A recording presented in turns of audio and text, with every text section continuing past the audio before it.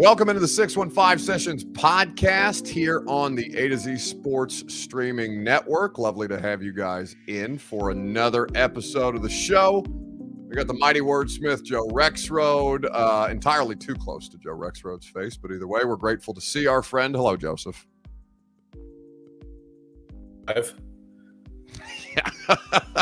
Yes, we are night driving at this point. That is that's the musical selection for the day. And Robbie made it sound like if you say fuck, that's a problem. Is that a problem now? Are you guys like all... No. We have not gone so corporate that that is frowned upon, but certainly he's not used to it. He's, Joe, we were pioneers with this podcast when we first started having all of the local Nashville media members on the same platform. And then once we first got John Glennon to drop the first fuck, it felt like it was blazing new trails for everybody. So I'm glad that we've come this far 3 years later.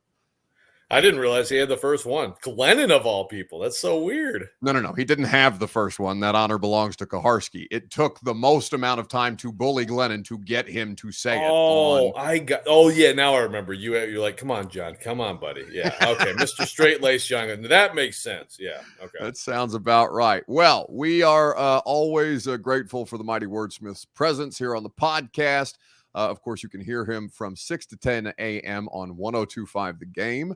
Robbie and Rexroad, and read him at theathletic.com. We are going to talk about the Titans, put a bow on their offseason, the latest in Hopkins stuff. Got some new information on that. We will do all of those things right after I remind the audience that the podcast is presented by Relax the Back here in Nashville and Two Rivers Ford. We greatly appreciate them making the podcast go, and we'll tell you more about them here in just a little bit. There's been a lot of stuff to talk about, and whether it's quarterbacks, whether it's Hopkins, all these different things, but like the idea of them and this offseason and the way that they've managed it. I want to start with the general manager, Joe. How would you evaluate the job that Rand Carthon did at addressing everything that needed to be addressed, whether those things work out in principle, but offensive line, wide receiver, quarterback, all the Jeff Simmons contract, all the different things that got laid out for this dude in his first year? How would you assess the job that he's done? Well, first of all, I'd like to answer that after about a month of watching this offensive line. Sure. Because he did a lot of stuff. I have no idea how effective it'll be. Dillard. But I think that's the question, though, Joe. He addressed it. Like, we have no idea what this product is going to look like on the field. And I'm just taking it through, we'll talk about this offseason, I'm sure, in different terms when somebody shits the bed in week 7 or a week 8 because they have a bye in week 7. And, we're putting on the general manager for making bad personnel decisions. But just in terms of addressing needs. Yeah, well, I think he addressed everything except receiver. And I like the key ad. I think he addressed everything but receiver. The Simmons extension, very important. Good job there. The Byard ask for a pay cut, very awkward. And the glaring hole here, which of course still could be addressed, I know we'll talk about, is the receiver room. You tell me on this, because you asked that, and it is different, man. It just feels different, and it is different. It doesn't just feel different, but you asked me about what about what Rand's doing, or wow, asking Byard for a pay cut, this or that. Understanding he's the GM, he does the GM stuff. I still think of it differently now because of Vrabel's different standing. You know what I mean? Are you able to just divorce the two and think of it in those terms? So that's interesting. So you're saying Vrabel's different standing in terms of what? Well, what I'm saying is I feel like Vrabel has more power. Mm-hmm. And so I feel... Well, you don't have to feel that. We know that. Right. So I also feel like it's just a little... In the past, it was just clearly and look, in the past, even Vrabel didn't have input, right? If you're a GM and your head coach doesn't have a ton of input, what are you doing? But it still was this is on John, or kudos to John. And now I do kind of feel like blame's a little muted potentially, and credit's a little muted potentially because of how. And I understand lots of franchises are like this. You could look this. John Lynch gets a lot of love, but Shanahan has final say. So. Anyway, whenever the like Rand Carthon questions come up, I do like it does feel different to me than it did before John was fired. Okay, now I understand what you're saying. You're right. It absolutely does. And I think Mike wants it that way, right? Like Mike wants muted blame. Mike wants muted credit, probably, even though, you know, I'm certain Mike Vrabel likes a pat on the back every once in a while as well. Oh, he loves it. He loves it. Well, he loves it. He needs the affection and the acceptance. Come on. I love the idea of Mike Vrabel when he goes home at the end of the day thinking about, I have to do the thing that's going to give me the love of the people. It's just they like me. Kaharski likes me. I wish that was true. He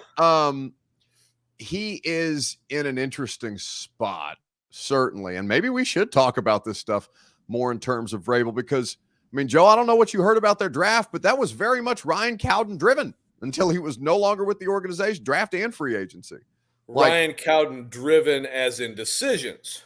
Decisions being made that were very, very much as influenced by Ryan Cowden as they were the new general manager. The guy who didn't get the job was still an integral part of what their draft and free agency process was. So, well, certainly. I mean, obviously they used his expertise and he worked his butt off all through that. And you knew it was going to happen, right? Like, this is what happens. Like, you're going to work and then probably, Brinker's in, you're probably going to be somewhere else next year.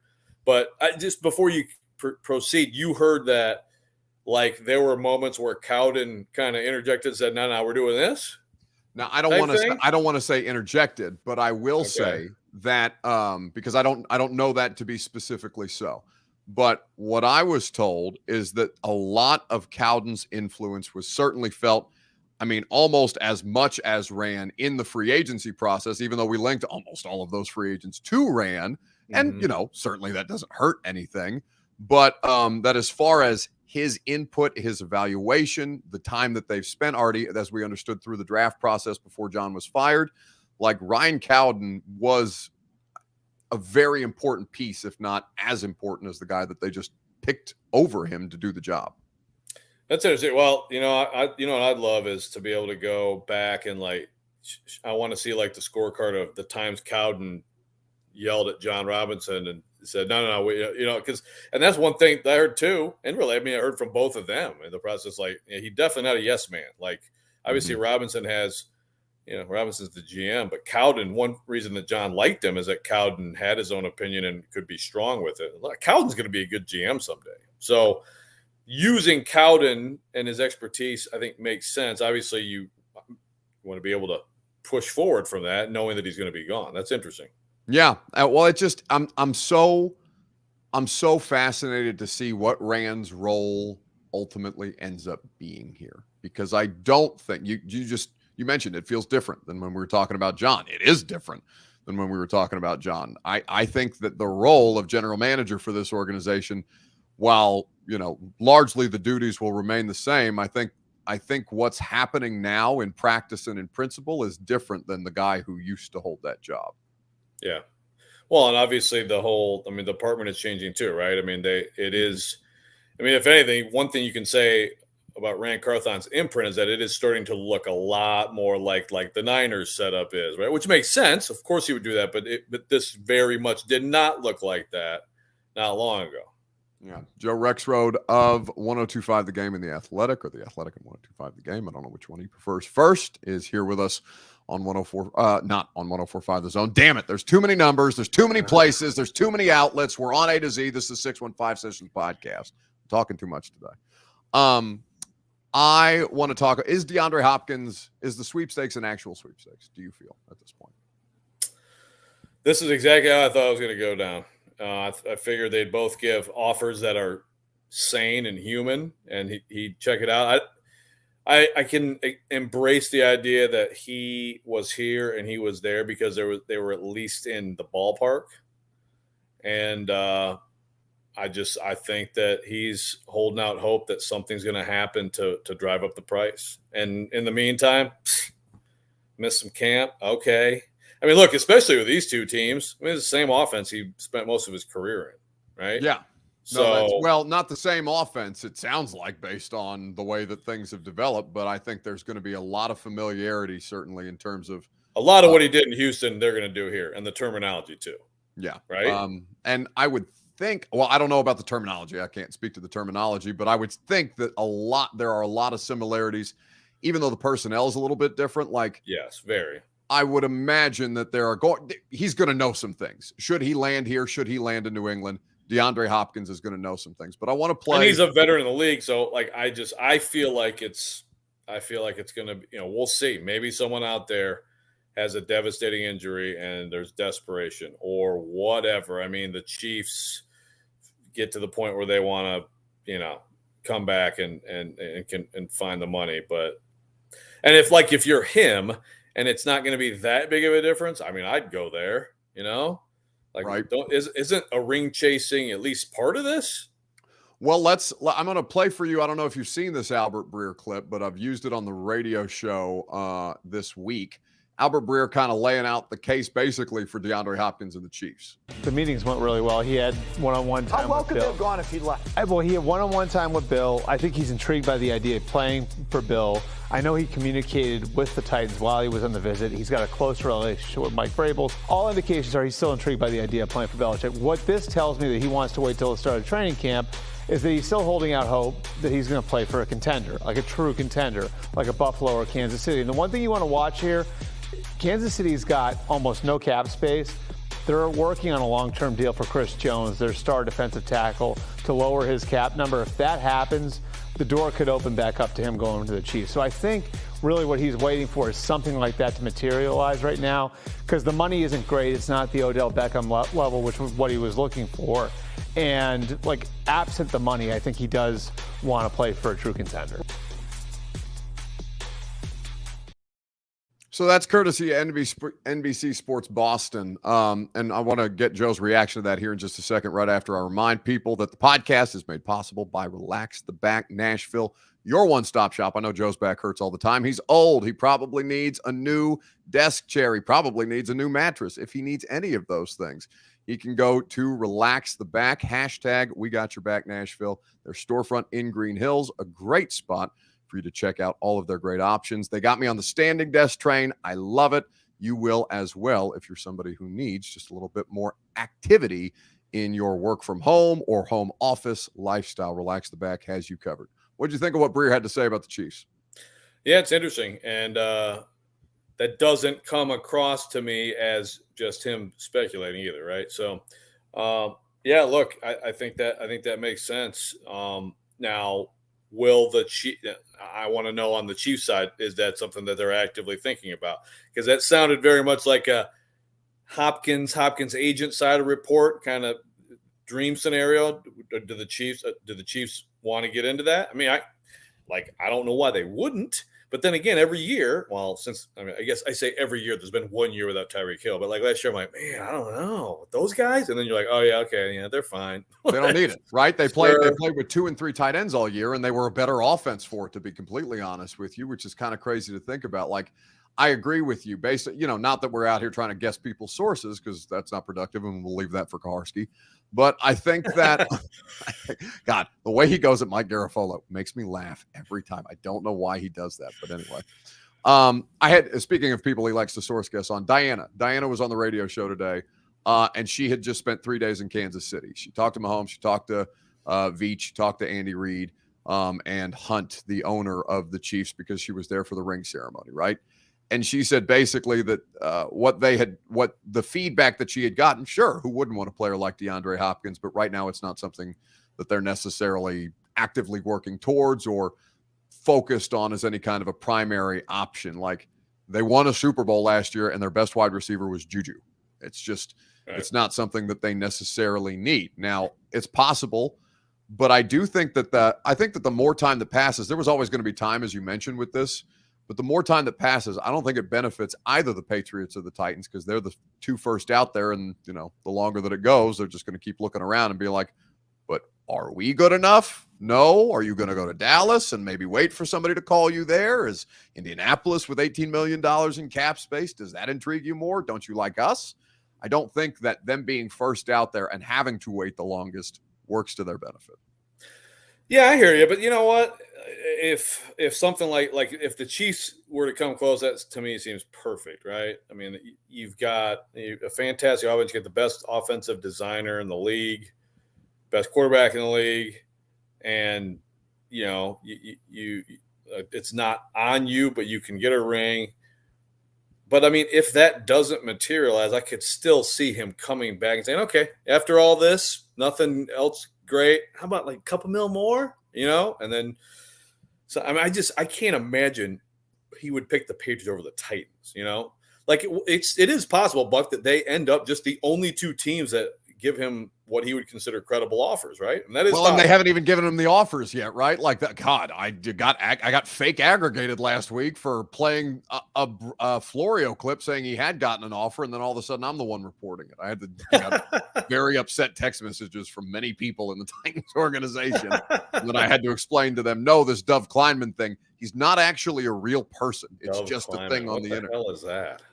It's it's like a fake account, right? Yeah, it's like an anonymous person who just grabs stuff and quickly retweets it. Correct, which I was the victim of last week, saying, when Dov Kleinman, all of a sudden I wake up from a nap, 30 minutes later, I've reported that DeAndre Hopkins got a contract offer from Tennessee.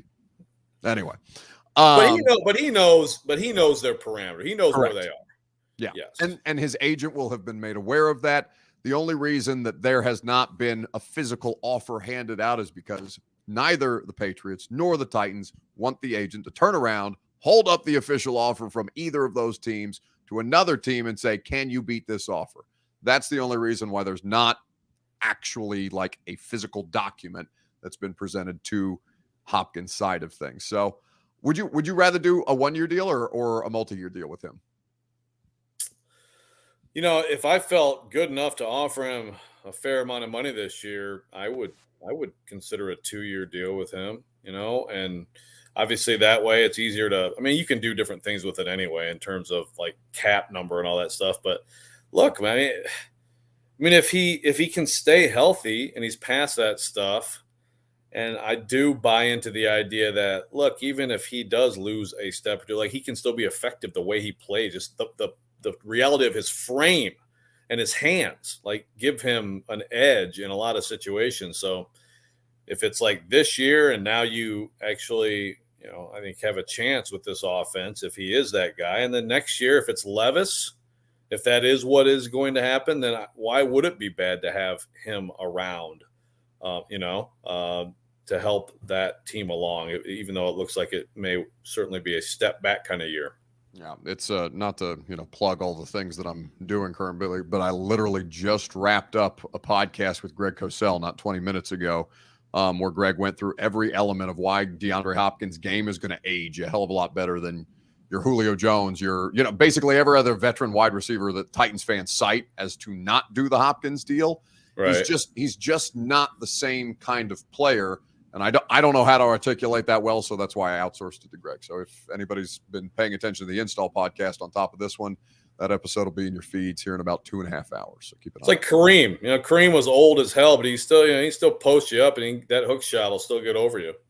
It's nuance, it's study of your opponent to understand the different tendencies and movements that they make. You do have to have a degree of suddenness and athleticism, but he can have enough of that at 31 and also have the physical gifts of that frame, as you mentioned, and the hands, the size of of a normal human being's head that give him those advantages. And I would love for Treylon Burks, if I was a Titans fan, to pick up some of the tools from DeAndre Hopkins, given Treylon Burks' frame and what he has that DeAndre Hopkins doesn't have, I guess, in terms of physical ability. I would love to see something like DeAndre Hopkins and a little bit of that carry off or wear off on Treylon Burks if he was to spend some time here in Tennessee. Yeah, no, I mean, I think, especially it was interesting. You always hear, DeAndre Hopkins, different kind of guy, like he's not a consumed by football kind of guy or whatever. But at the same time, it's like, okay, is he cool? Is he good? Like, and I saw the tweet from him, which was what it was like. Every receiver room will be better with me or whatever. Which is like, okay, I mean it's a good thing to hear a guy say. Also, I was kind of like, God, are you getting desperate, dude? Like, Also, he clearly doesn't understand like sarcastic posts about how he's actually not washed up, but that's okay. I do love that he's name searching. He's just bored. He's got nothing to do. He's just like the rest of us, Joe. He wants this over. We want this over, and yet we all have to wait 5 more weeks before there can be at least 5 more weeks before there can be any kind of resolution.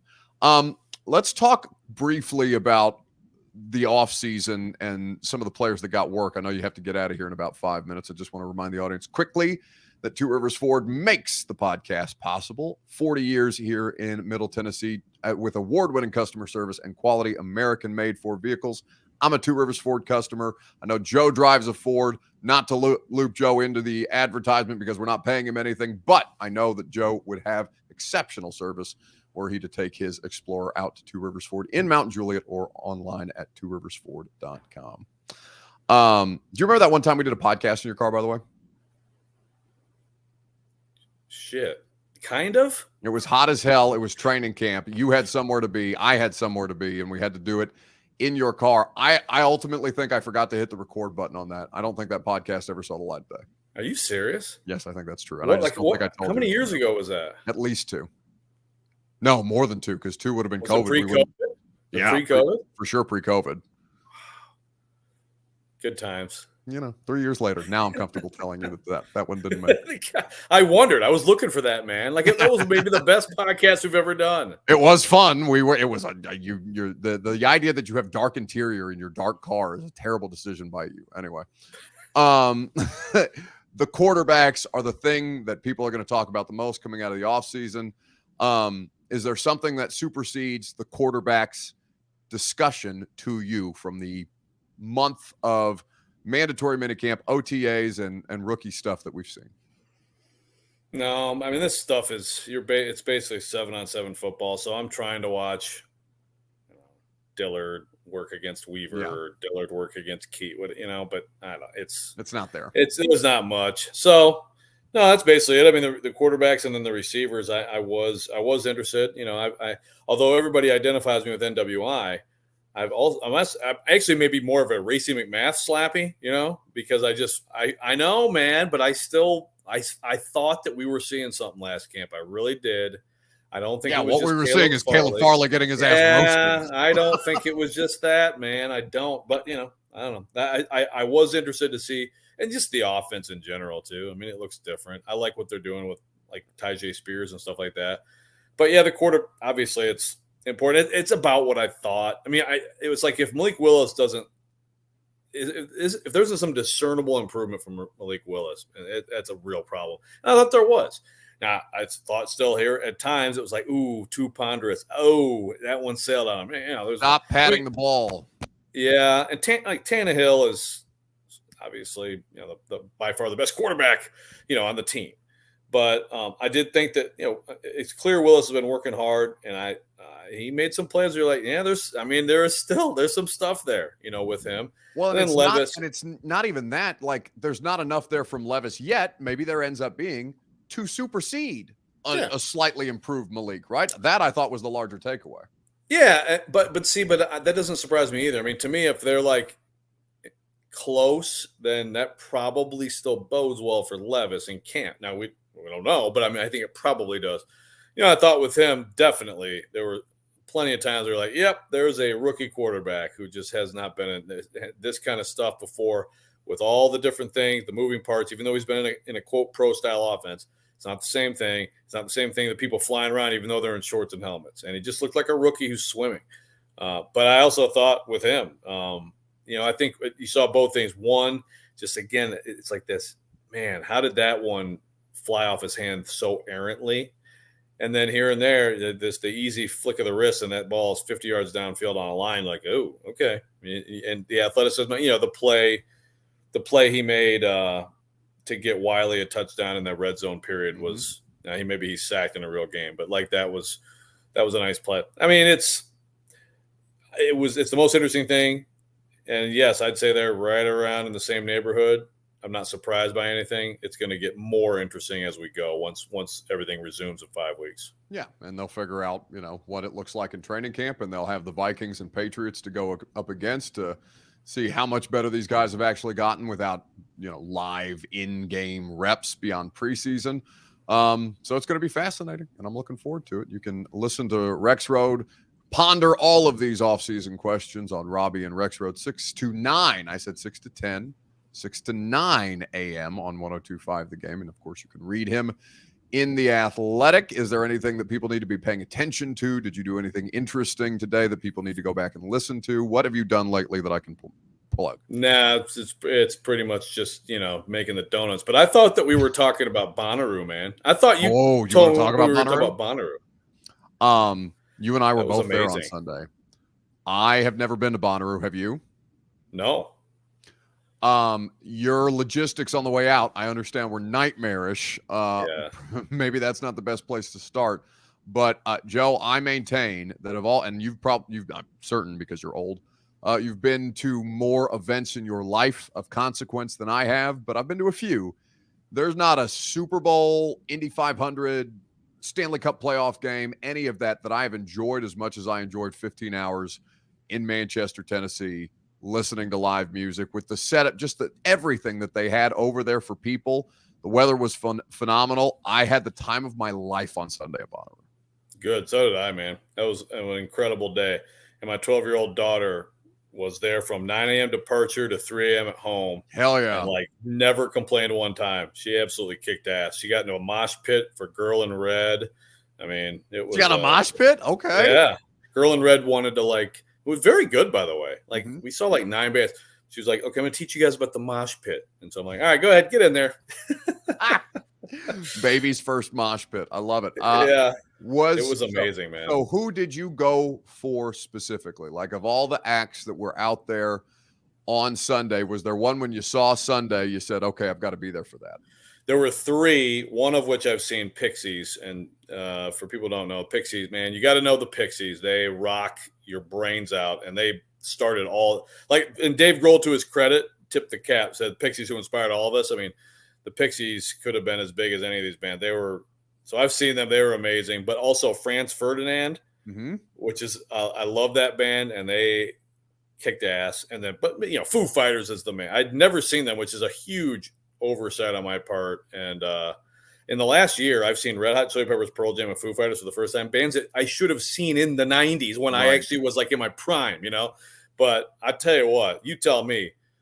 Yeah, and Pearl Jam, all of them are fantastic. But Foo Fighters, I was like this shit is those guys are. If that's not on top of their game, I don't know what is. No, they were phenomenal. And I don't want to say that I didn't have any expectations, because the Foo Fighters, obviously hugely famous act, going back, decades and decades at this point. But Joe, I swear to God, Paramore was better for me than all of them.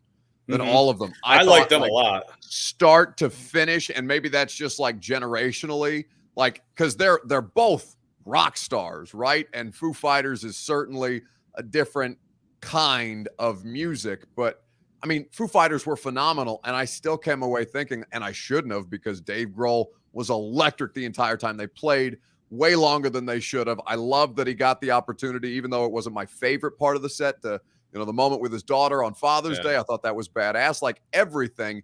And I still came away from that driving home at 3 a.m. Damn, was Paramore just electric the entire time. It was the best for me. Well, and that's obviously your preference, right, too. But I will say, knowing very little, all I know about them is I know younger people who like them a lot. And I now want to explore their music, because they were great. They were really good. I'm with you. It was awesome. So our promotions director, I don't know about you, perhaps we can have it's not a battle of the bands, but a battle of the radio stations. They're telling me I can do live shows from Bonnaroo next year. So if you happen to make your way out there, I don't know what it looks like at 6 a.m., but certainly we could, you should try and strategize that as well. And we can all turn it into a work trip, and then, do whatever it is that people do at Bonnaroo for potentially an extended period of time. Wow, that could be the death of me. But 6 a.m. people are still up, I think, right? So that might be fun. I think the last DJ goes on at 5 a.m. for the night, and then everybody on the disco side of the farm. Yeah. Joe Rexroad, you know where to listen to him. You know where to read him. You can, if you don't, you can go to @Joe Rexroad on Twitter and do all of those things. Buddy, it's great to have you on as always. And maybe perhaps we will plan a Bonnaroo trip together next time around. I'm in, man. We'll get a can.